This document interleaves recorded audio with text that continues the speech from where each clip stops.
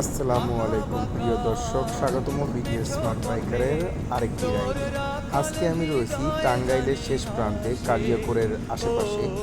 তো আর একটু সামনে আর 1 কিলো হবে।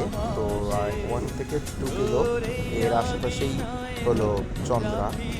চন্দ্রা আশেপাশেই আছি, আর একটু সামনে গেলেই চন্দ্রা। তো এইরকম ডবল ওভারটেকিং বা এই মাঝখান দিয়ে যাওয়ার বিষয়টি নিয়ে আজকে আমি কথা বলবো।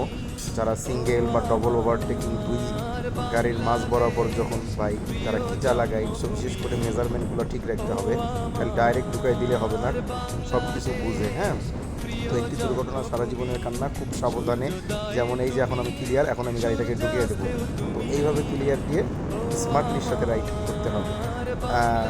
বিডিএস স্মার্ট বাইকের উদ্দেশ্য নয় যে রাইড মানে বাজেভাবে রাফ চালানো, এটা মূল উদ্দেশ্য না। আমাদের মূল উদ্দেশ্য হলো smartly bike riding with safety.